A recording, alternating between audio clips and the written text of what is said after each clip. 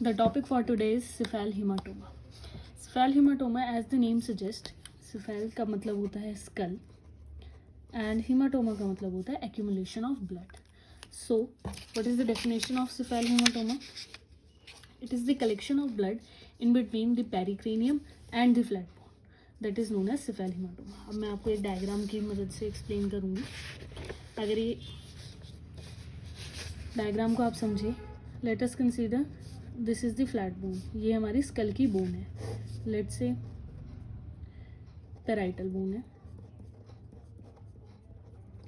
इसके ऊपर जो ये डेंस टिश्यू की कवरिंग है, this is known as periosteum. Periosteum और वी कैन से पेरिक्रेनियम. इसके ऊपर स्किन है and these are the skin appendages or we can say hairs. यहाँ पर स्कल बोन थी, उसके ऊपर पेरियोस्टियम आई एंड देन स्किन और हेयर्स. अब डेफिनेशन क्या थी? Collection of blood in between the pericranium and flat bone. यानी कि बोन और पेरियोस्टियम के बीच में जब एक्यूमुलेशन ऑफ ब्लड हो जाता है उसे कहते हैं cephal hematoma. अगर मैं इसको एक्सप्लेन करूँ एक डायग्राम के साथ, सेम डायग्राम मैं बनाती हूँ.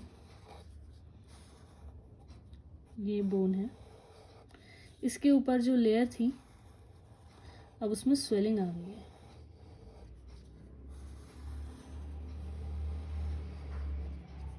Now this is the periosteum,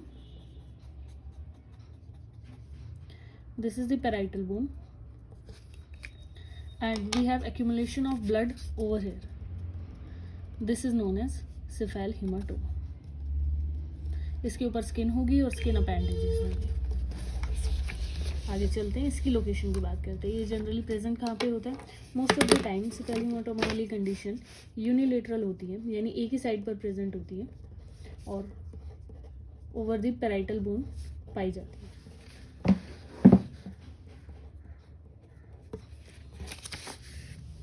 अब बात करते हैं इटियोलॉजी की, यानी ये प्रोड्यूस कैसे होता है cephal hematoma.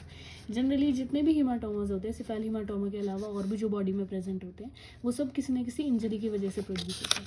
तो जब कभी भी डिलीवरी के बाद, delivery can be forceps delivery जो सी सेक्शन होता है और can be normal vaginal delivery, दोनों डिलीवरीज में ऐसे चांसेस होते हैं कि जो हमारी स्मॉल एमिशरी वेन होती है उसका रप्चर हो जाए. एमिशरी वेन क्या होती है? Emissary vein is a group of vein which connects the intracranial system with the extracranial one.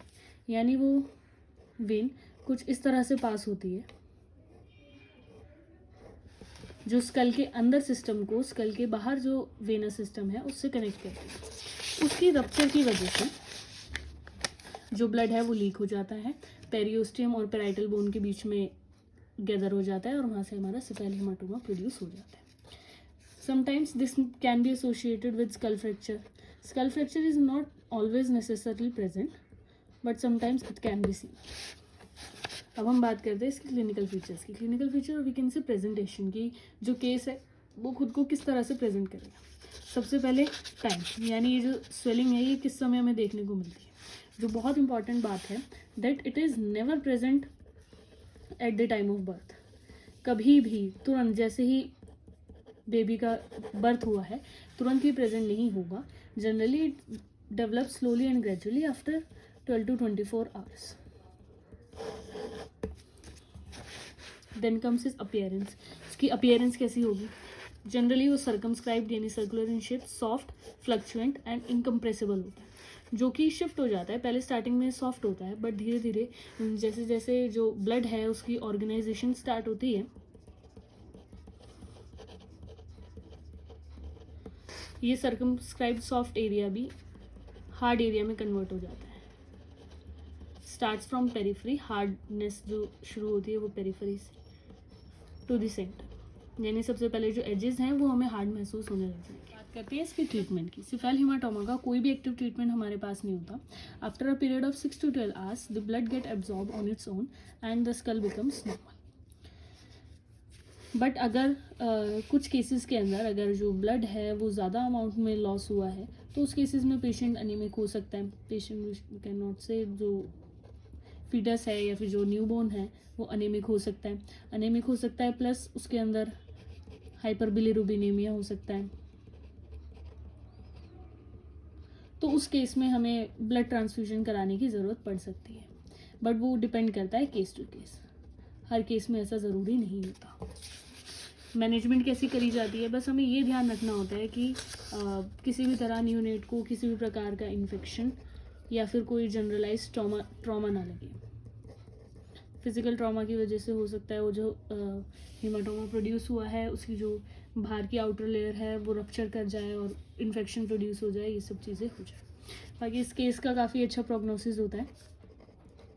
There is nothing to worry much until and unless nervous symptoms are not present in the neonate. Then comes is differential diagnosis, यानी कि और क्या क्या चीज़ें ऐसी same presentation देती है जिसमें हम कंफ्यूज हो सकते हैं कि वेदर इट इज़ सिफेल हीमाटोमा और समथिंग। तो इसके डिफरेंशियल डायग्नोसिस में 2 पॉइंट्स आते हैं, एक haematocele and other is caput succedaneum.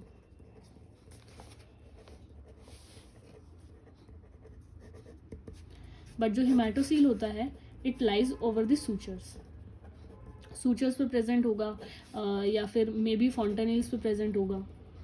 But जो ये हमारा सिफेल हेमाटोमा है ये कभी भी सूचर्स पे प्रेजेंट नहीं होता, ये सिर्फ और सिर्फ बिटवीन द सूचर्स होता है। It is always bounded by the sutures and never present on the sutures. But जो हेमाटोसील है वो सूचर्स पे प्रेजेंट होगा, इधर फॉन्टेनेल्स पे होगा, can be on interior fontanelle और the posterior fontanelle. And moreover there is production of impulse on crying. अगर हेमाटोसील है और वो सिफेल हेमाटोमा नहीं है तो जब न्यूनेट क्राई करेगा तो उसमें एक इम्पल्स महसूस होगी उस वाले एरिया में हेमाटोसील में। Then comes is caput succedaneum. Caput succedaneum is a condition जिसके अंदर भी स्वेलिंग प्रोड्यूस होती है स्कल में, but it is due to pressure. Cephalhaematoma में ब्लड एक्यूमुलेट हुआ था और इसमें ब्लड एक्यूमुलेट नहीं होता, इसमें एक्यूमुलेशन ऑफ फ्लूइड रहता है, ये भी अपने आप सबसाइड हो जाता है। Thank you for watching this video. अगर आपको इसके हैंड रिटन नोट्स चाहिए हो तो नीचे मैंने सब्सक्रिप्शन में लिंक दिया है, आप मेरा टेलीग्राम चैनल ज्वाइन करके वहाँ से डाउनलोड कर सकते हैं।